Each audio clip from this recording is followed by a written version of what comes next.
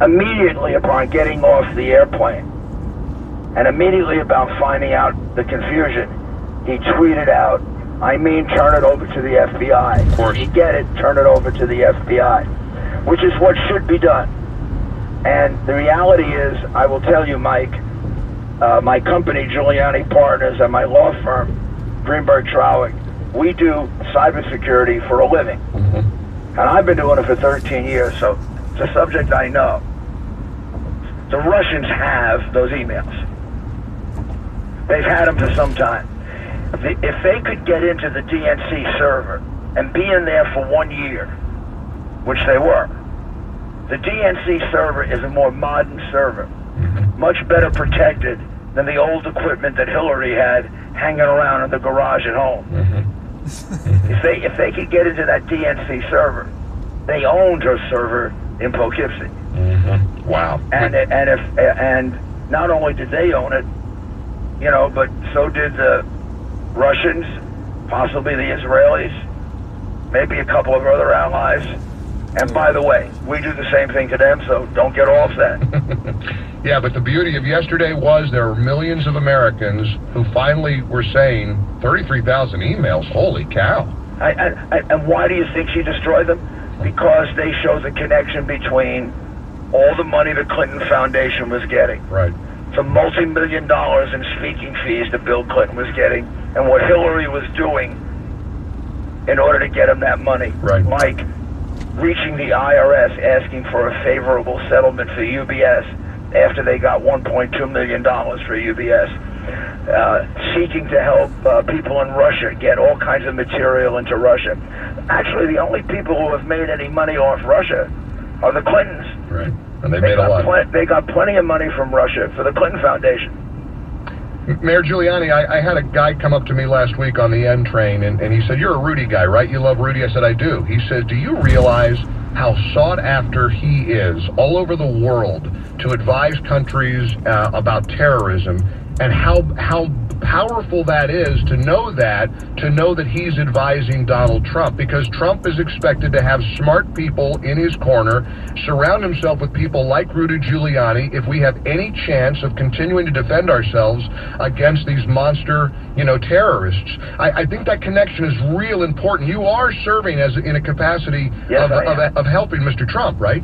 I am very, very, very closely. I talked to him. I talked to Paul Manafort. I talked to Jason Miller on the phone with him all the time. I'm going to do a press conference for him at noon today.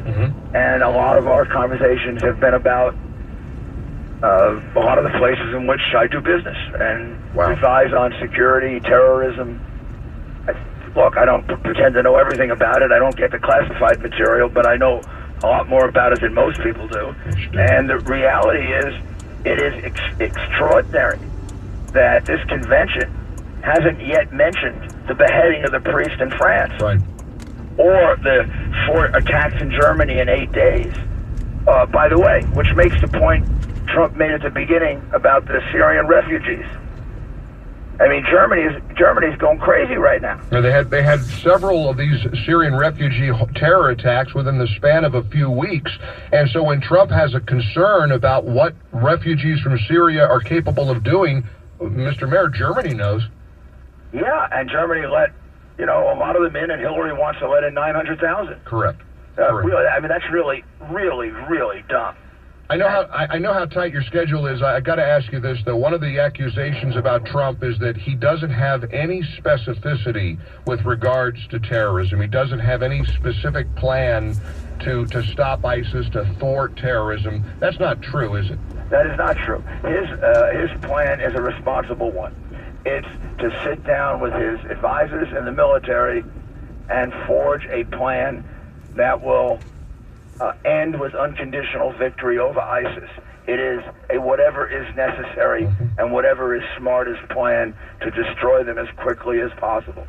And that's the way I would approach it if I were the president. And to be clear, that's a decidedly different direction and intent from Mrs. Clinton. Unconditional victory over ISIS. If she says that tonight, she'll get booed at this convention. By the way, take a look at the Wall Street Journal. Pope Francis yesterday, said that the world is at war. Correct. The French president said it. The French president said that we're at war. The French president can say it. Let's see if Hillary Clinton can say it tonight, and then let's see what happens. They're at war with us. We have to be at war with them. It has to be unconditional. It's the only way we're not going to have more Orlandos and San Bernardinos.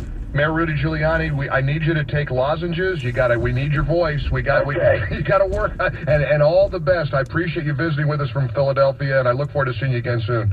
Thanks, Mr. Great having you on the program. Pretty powerful stuff.